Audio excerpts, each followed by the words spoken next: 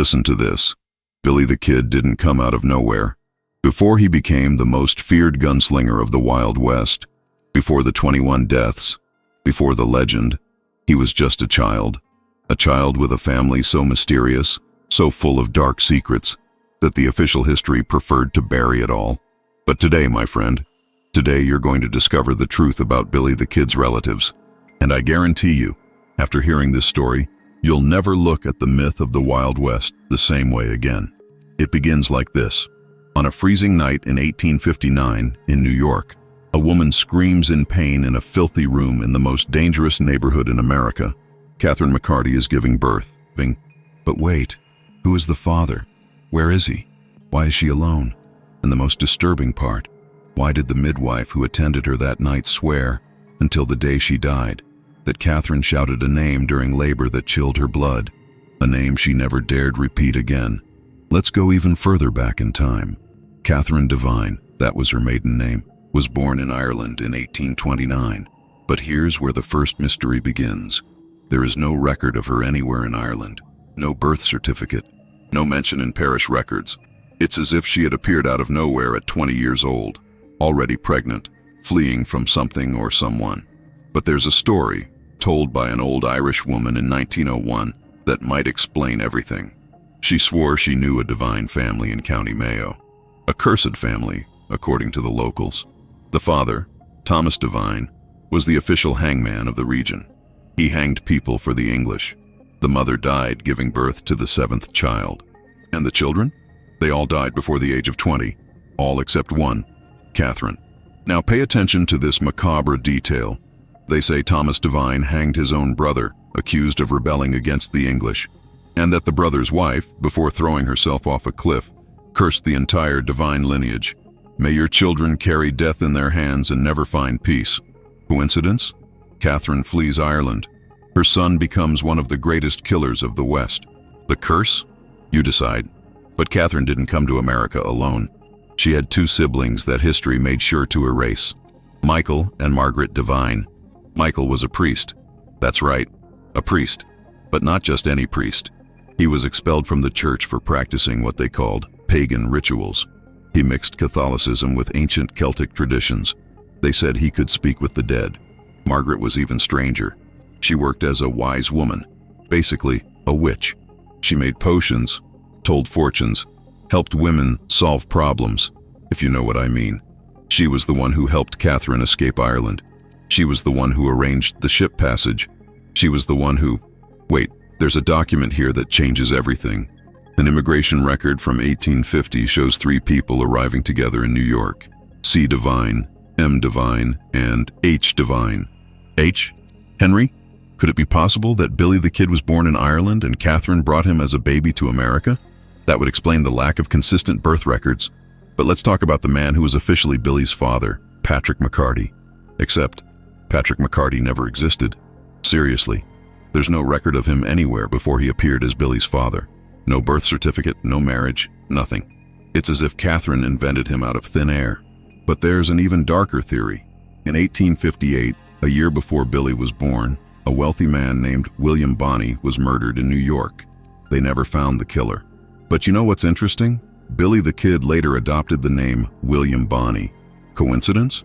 Or did Catherine know the original William Bonney? Was he Billy's real father? Here's a detail no one talks about. William Bonney was married to a woman of high society.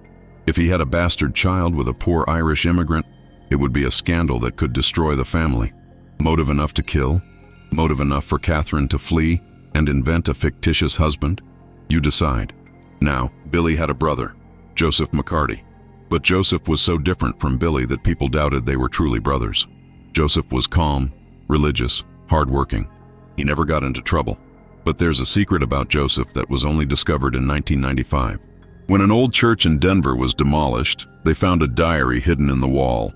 It belonged to Joseph McCarty, and what he wrote will chill your blood. My brother Billy is not evil. He is cursed. Since he was a child, he sees things. The dead. He talks to people who aren't there. Mother said it was the family's gift. The same gift that destroyed our ancestors in Ireland. Joseph writes in his diary that Billy, as a child, predicted deaths. 3 times. And all three happened exactly as he said. Once Billy told a neighbor not to leave the house on a certain day. The man ignored him. He was trampled by horses. Another time, Billy warned about a fire. No one believed him. 5 people died. But the most disturbing part is what Joseph wrote about the night their father died. Yes, because Patrick McCarty, real or invented, died when Billy was 5 years old. Joseph wrote, Billy was in the room with Father when he died. I heard Billy talking to someone. When I went in, Father was already dead, and Billy said, he went with the man in black. The man in black said he will come back for me one day. Catherine was never the same after that. She started drinking. She began having nightmares. She screamed in Irish during her sleep. Joseph wrote that she always screamed the same thing. Tase ag teachtar ice. He is coming back. Who was coming back? What was Catherine so afraid of? There is a letter found in 2003 that may explain. It was written by Margaret Devine, Catherine's witch sister, to someone in Ireland. Catherine thinks she escaped the curse, but the curse is not in the land. It is in the blood. The boy carries the mark. He will be the last divine. And with him, the curse will either die or spread through the new world. What mark did Billy carry? There are reports of people who saw Billy shirtless and noticed a strange birthmark on his back, shaped like a crescent moon, the same mark that, according to Irish legends, identified the death-marked, people destined to bring death wherever they went. But Billy's family had more secrets. His stepfather, William Antrim, whom Catherine married in 1873. Everyone knows he was a failed miner and gambler, but no one knows that William Antrim had been married before, and that his first wife died under mysterious circumstances, and his 2 children from that first marriage. They disappeared. There is a police record from 1869 in Missouri. William Antrim was questioned about the disappearance of his family. He claimed that Indians had attacked the house, but there were no signs of an attack. No blood, no bodies. Just an empty house and William suddenly with a lot of money in his pocket. Did Catherine know this when she married him? Or did she find out later? It is strange that she, a devout Catholic woman, married a man surrounded by so many suspicions. Unless she needed someone who also had secrets to hide. A mutual pact of silence. Joseph McCarty wrote about Antrim. He looks at Billy with fear, as if he knows something we don't. Once I saw him make the sign of the cross when Billy entered the room. Billy was only 12 years old. And there's more. Billy had cousins. Yes, cousins. Children of Michael Devine, the excommunicated priest uncle. 3 cousins no one talks about. Why? Because all 3 died violent deaths before the age of 20. Thomas Devine, the oldest, was found dead in a barn in 1871, hanged. Suicide, they said. But the macabre detail. He was hanged in the same way their executioner grandfather used to hang people in Ireland. A specific method only the family knew. Mary Devine died in 1873, drowned in a river. But witnesses swore they saw her talking to someone invisible before going into the water. She was saying, "Yes, I will go. I understand. It's my turn." Patrick Devine, the youngest, died in 1875, shot in a bar fight. But here's the chilling detail. He was killed by a man named William. Another William. As if the name haunted the family. Did Billy know about these cousins? Joseph says yes, and more. Billy visited each of their graves, alone, at night. The gravedigger of Silver City swore he saw Billy talking to the tombstones. It wasn't prayer, said the gravedigger. It was real conversation, as if someone was answering him. Now, let's talk about the most mysterious figure in the family. Billy's grandmother, Catherine's mother. No one knows her name. Catherine never spoke about her, but there is a single mention in a church document in Ireland.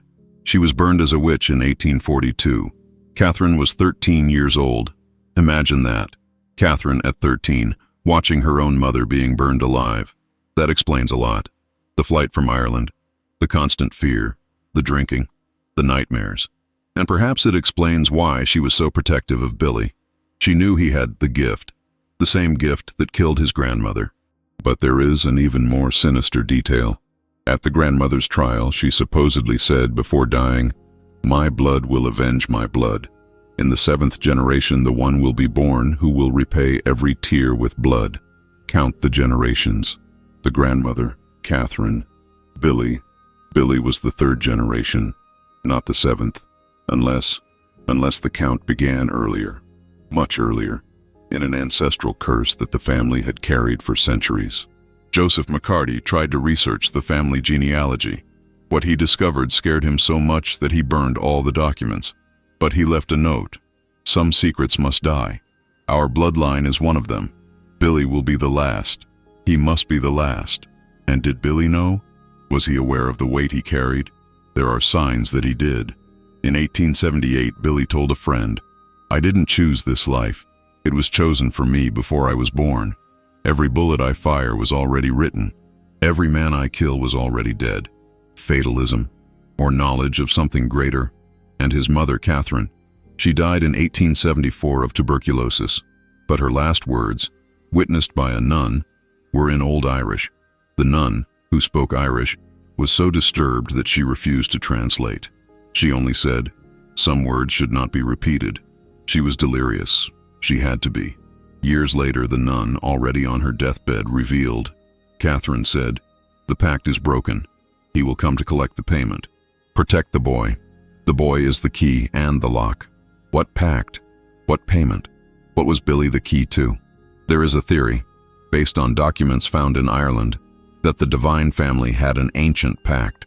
Generations ago, during the English invasion, a divine ancestor supposedly made a dark deal to protect the family. In exchange, each generation would have to pay with blood, the blood of others to protect their own blood. Billy killed 21 confirmed people. 21. 3 times 7. A mystical number. A number of completeness in Celtic traditions. When Billy killed the 21st person, did he know it was the last? That he had fulfilled something? Pat Garrett, who killed Billy, left a strange note in his personal diary. "When I shot Billy, for a moment, I saw something in his eyes. It wasn't fear, it was relief, as if he were finally free of something." But the family story doesn't end with Billy. Joseph McCarty lived until 1940, 82 years. He died childless. By choice. He wrote at the end of his diary, "The bloodline dies with me. It's better this way. Some blood should not continue." But there is one final mystery. In 1989, a woman appeared in New Mexico claiming to be a descendant of Billy the Kid. She said Billy had a child before he died, with a Mexican woman, and that the child was hidden, raised in secret, to protect it from the family curse. DNA tests were inconclusive, but the woman knew things, details about the family that had never been published. She spoke some words in Old Irish, and she had a birthmark, shaped like a crescent moon. She died in 2010. But before that, she told a journalist, "The curse didn't die with Billy. It only slept. Each generation must choose, embrace destiny or fight against it. Billy embraced. I fought. Did I win? I don't know. I only know I had no children. By choice, some bloodlines must end." Now I will tell you about another relative no one mentions, Timothy Devine, another brother of Catherine who stayed in Ireland. But Timothy was not normal. He was born with what we would now call a mental disability. But at the time, they said he was touched by the gods. Timothy had visions. He foresaw deaths. And he was right. In 1860, Timothy sent a letter to Catherine, a single letter that survived. In it, he wrote, "I saw the boy in dreams. He walks between two worlds. The dead follow him. He will kill many, but not out of malice. It is the price. It has always been the price. Tell him, when the man in black comes, do not fight. It is the only way to break the chain." The man in black, the same figure Billy said he saw when his father died. Who was it? Death personified? A demon? Or just the delusions of a family traumatized by generations of violence? Catherine had other secrets. In 1865, she was briefly arrested in Indiana. The official reason, disturbing the peace. The real reason, according to witnesses, she was found in a cemetery at midnight, digging up a grave. When asked what she was doing, she said, "He's not really dead. I need to be sure." Who wasn't dead? The grave was of a man named P. McCarty, Patrick McCarty. But Patrick McCarty, the supposed husband, was still alive. Or was he? Were there two Patricks? Or was Catherine looking for something else in the grave? She was released the next day. The charges were dropped. The sheriff who arrested her died a week later. Cause, cardiac arrest. Age, 28. Healthy as a bull. Coincidence? Billy grew up in this environment, surrounded by death, mystery, whispers of curses. It's no surprise he became what he became. But there are reports that Billy, as a child, was different. Very different. A teacher in Silver City wrote about Billy when he was 10 years old. Henry is a peculiar child, extremely intelligent, but disturbing. Sometimes he stops in the middle of class and stares into nothing, as if he sees something we don't. Once, he suddenly began to cry. When I asked what was wrong, he said, "Mrs. Johnson will die tomorrow." I laughed. The next day, Mrs. Johnson was found dead. Heart attack. Billy predicted other deaths. Always accurate. People began to avoid him. Children were afraid of him. Adults made the sign of the cross when he passed. Catherine tried to protect him, but how do you protect a child from his own nature? William Antrim, the stepfather, tried to cure Billy. He took him to priests, pastors, even a native shaman. Nothing worked. The shaman said something interesting. The boy is not sick. He is a bridge. Some are born to be bridges between worlds. It is a blessing and a curse. Joseph recounts that Billy, at 12 years old, told the family, "I will die young." At 21, "I see it every night in dreams. A man will kill me on a dark night. I will not resist. That is how it must be." Billy died at 21, on a dark night, killed by Pat Garrett. He did not resist. He entered unarmed into the room where Garrett was waiting, as if he knew, as if he had always known. But here is the most disturbing part. Billy had a sister. Yes, a sister no one speaks of. Bridget McCarty, born in 1862, died in 1863, 1 year old. Official cause, fever. Real cause? Joseph wrote, "Bridget died because mother thought it best that way. She had the mark, stronger than Billy. Mother said the world was not ready for 2 children like that. Did Catherine kill her own daughter, or let her die? To protect the world, or to protect the child from a fate worse than death? And Billy's real father? There is one final clue. In 1880, a year before he died, Billy was seen visiting a grave in New York. He stayed there for hours, crying. The grave had no name, only initials, WB, and a date, 1859, the year Billy was born. Did Billy know the truth about his father? Is that why he adopted the name William Bonney? A way to honor the dead father? Or a way to carry the guilt of spilled blood? The last piece of this macabre puzzle. In 2012, during archaeological excavations in Silver City, they found something disturbing. A box buried in the yard of the house where Catherine had lived. Inside, rag dolls. Dozens of them, each with a name written on it. Each name, a person who died in Silver City between 1871 and 1874. Witchcraft? Protection? Or Catherine trying to control something that could not be controlled? Trying to channel the family curse somehow? Among the dolls, one stood out. Larger than the others, more elaborate. The name, Henry. But the doll was intact, protected, as if Catherine had tried to shield Billy from his fate. She failed, obviously. Or did she? Billy lived until 21. In the Divine family, that was almost a miracle. And so ends the dark story of Billy the Kid's family. A lineage marked by tragedy, violence, mystery. A family that carried secrets so heavy they preferred death to revealing them. A mother who fled Ireland carrying ancestral curses. A father who may never have existed or may have been murdered. Brothers, cousins, uncles, all touched by something dark. Billy the Kid was not just a product of the wild Old West. He was the culmination of generations of darkness.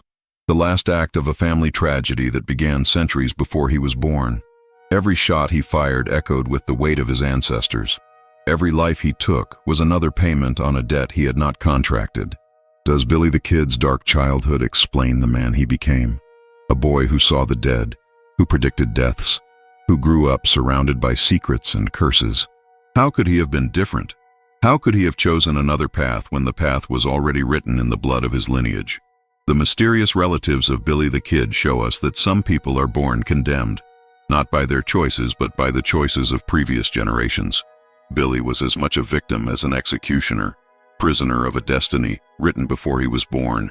And maybe, just maybe, when Pat Garrett shot him that dark night, Billy finally found freedom. Freedom from the curse. Freedom from the weight of divine blood. Freedom from being the bridge between worlds. Billy the Kid's family remains one of the greatest mysteries of the Old West. Each document discovered raises more questions. Each revelation deepens the mystery. But one thing is certain: Billy the Kid was not just an outlaw. He was the last chapter of a much greater story, much older, much darker than any Western film ever dared to show. If you've made it this far, it's because this story stirred something deep within you, because you understood that Billy the Kid was much more than we were told. Subscribe to the channel now and hit the bell, because the revelations don't stop here. In the next video, I'll talk about the women in Billy the Kid's life. And believe me, what I discovered will make you question everything about relationships in the Old West. Comment here: do you believe in family curses? Do you think Billy was doomed from birth? Or could all of this be macabre coincidences? I really want to know your opinion. Until the next mystery, and remember, the official story is only the tip of the iceberg.